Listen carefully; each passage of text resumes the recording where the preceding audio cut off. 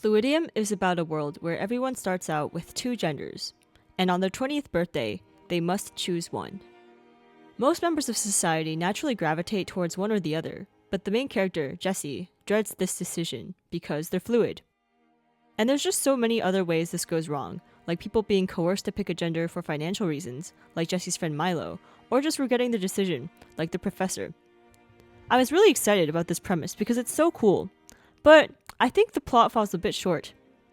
Fluidium, kind of like Homestuck, which is another comic I really like, relies more on character than plot. The main conflict of Fluidium is that there's a possible cure being created by Dr. Alders, covered up by the government, and some weird cult thing. I don't know, but in my opinion, the most enjoyable part is the relationship drama. Jessie's girlfriend Rachel has determined she's a girl, but her Maudie, which is a combination of mommy and daddy, forces her to switch to her male body. And it's revealed later that this person was forced to choose their male body and are traumatized. This gets really bad later on, with the climax being Rachel committing suicide with her male body, so she'll only have the female one left. There's some unexplained effects that the bodies have on each other, like Letty the professor getting a scar on her body in episode 24, before the choice is made. And there's pretty much a death scare, but she lives. Anyway, there's clearly tension between Jessie and Rachel because they have opposite issues. Rachel has made her choice, and she can't wait until she doesn't need to be forced into the body anymore, but Jessie hasn't. Jessie meets influencer Lake, whose brand is pretty much being undecided like them, and meets them at their birthday party, which is weirdly extravagant for college. At the party, they get into an argument with Lake about whether they're really undecided or just doing it for their fancy brand. Then their best friend dares them to kiss Lake. Also, their girlfriend isn't at their birthday party, but their girlfriend shows up and they hash it out. They agree to have an open relationship, so this means Jessie gets to try both bodies sexually. They decide to make a pros/cons list, but the genders keep tying. Sometimes they get perceived as a creep in their male body, but certain partners prefer that body. Lake is low-key stalking Jessie because they have heterochromia, which makes them a good research subject for the great-grandchild of Alders, who is a scientist finding a way for others to keep both bodies past 20. And they were able to devise a cure for mice, which also have two bodies? Does everything with genders in the universe, or sexes, have two bodies? What does this expand to? There's some cool world building here, like members of a non-binary retreat treating the choice as the day part of them died, and phantom limb symptoms for people who are able to still feel parts of their missing body. Basically, everything leads up to saying that Rachel killing her male body will result in real consequences, and that's what the comic foreshadows many, many times. But anyway, Rachel drives the car off a cliff into the sea with her male body, and her female body's lungs fill with water. When they're in the hospital, Lake notifies Jessie that they have found Alder's great-grandchild. Jessie and Lake go to meet them while Milo stays with Rachel. Of course, they get together during this, but Lake and Milo are poly as well, so it's okay, I think. They do it multiple times in multiple bodies. Carol, the child of Alders, reveals that they were able to obey the choice for their child, Jens. They show this in a really cool way because Jessie meets Jens and knows they're clearly older than 20, but then realizes Jens has switched during a conversation.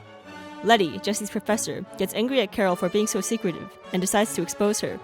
After this, Jens the child is kidnapped by the Symposium, which is a secret world government like the Illuminati, and they force Carol to burn all their research. They do what they want, but even after that, they decide to destroy one of Jen's bodies, so it seems like no one ever found a cure. The expressions here are really well drawn. But before they can do that, Jessie starts streaming and threatens to tell everyone a cure has been found. They recognize a symbol carved on Jen's thigh that matches some influencer cult in Sweden. This all takes place in England, by the way, which explains why they can just shimmy over to other countries like in a day. When they get to the cult, the members are actually understanding and say they can use Jens's other body to pinpoint the location of the kidnapped one.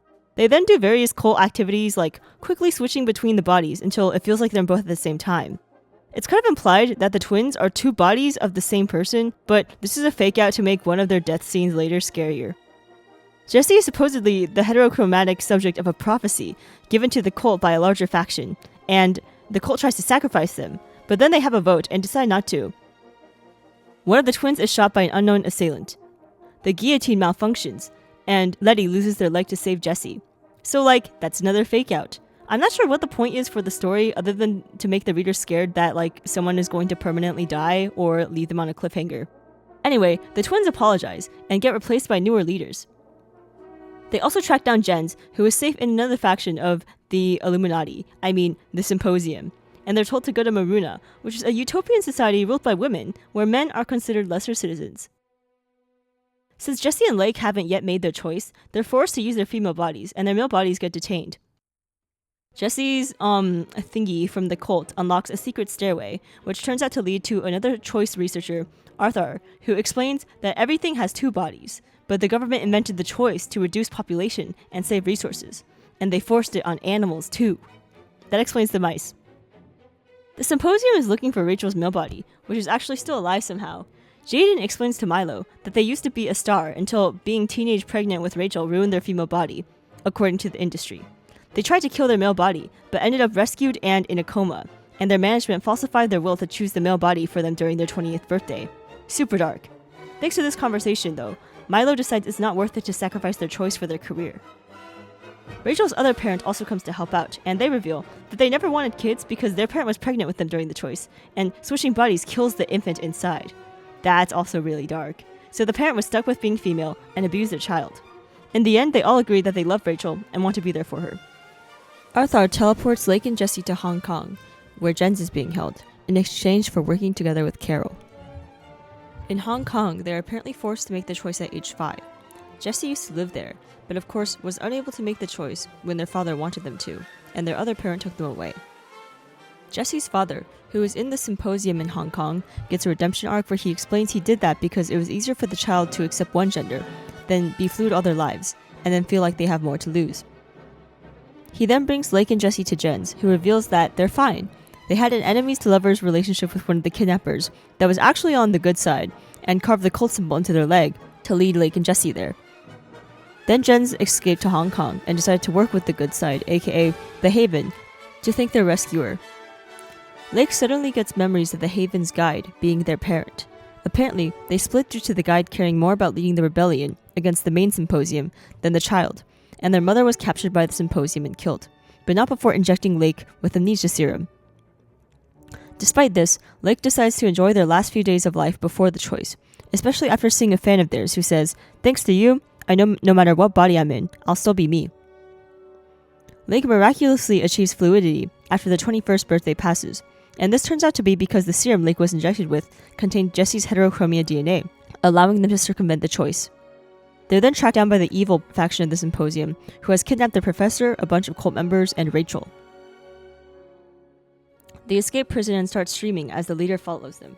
This comic uses social media as a weapon quite often. There's also this really badass double body battle, where the leader is threatening Jesse's body with a knife and causing the current body to bleed. But then when the clock strikes 12, Jesse circumvents the choice live on stream, and everyone witnesses the truth. The leader gets jailed for forcing the choice onto everyone, and a cure is developed and administered to everyone, even people who have already made the choice, unless their body died previously. It's also cool that after receiving the cure, you get 2 eye colors. Milo ends up getting the cure and keeping both their bodies and their career. There's kind of a couple swap that goes undiscussed, which is one of the biggest complaints in the finale episode comments, but I guess they had to rush it, according to the author's note on the ending. I actually think the final battle was pretty good, but it's unfortunate the comic didn't have enough time to go into the relationships, and I thought the redemptions of the parent figures were a bit rushed, but it's nice to see them with their own backstories. We never see Jens reunited with their lover, unless the implication is that they straight up died. Now, this is one of those featured webtoons. I'm only reviewing the featured ones because I'm already reading so many, but it used to be posted on Canvas, which is where on Webtoons anyone can post, not just the paid creators. So before that, Fluidum had a bunch of different artists, and there were a lot of different art styles. There's also pretty much a complete rewrite. So Jesse and Lake start out as enemies in the original version too, but it happens more organically, with them meeting Lake at a bar. And another difference is that in the original, Rachel dumps them from the jump, seemingly out of nowhere. Lake comments that these things don't usually happen out of nowhere, and of course that hurts Jesse, who is still smarting from the breakup. I don't know why the creator decided to drag out the relationship of Jesse and Rachel in the final webtoon, unless it was for more drama, but they have Rachel try to get them back in the original, which I think is drama enough. Anyway, Jesse and Lake move really fast in the original, but I think it goes to show that they had more of an instant connection. There's also more relatable moments, such as Lake wondering whether they should confess, or Jesse looking through Lake's Instagram and seeing them with someone else. This person shows up later as Letty, an older woman who was previously in relations with Lake, as shown by a giant nude painting of them. Milo, on the other hand, goes too hard and loses their sports scholarship after being pressured to choose based on their athletic career. Since everyone's been established to have issues with the choice, Lake and Jesse decide to go on a road trip to find Alders, and Milo gets invited. And then, Milo invites Rachel, for the drama. And right as they start that journey, the comic got picked up by Webtoons, and the current version was made. It's clear they made Letty go from creepy older woman to the professor, and they make her the reason they know about elders, which maybe makes more sense than Lake just magically knowing. And also, Milo was dating Lake originally?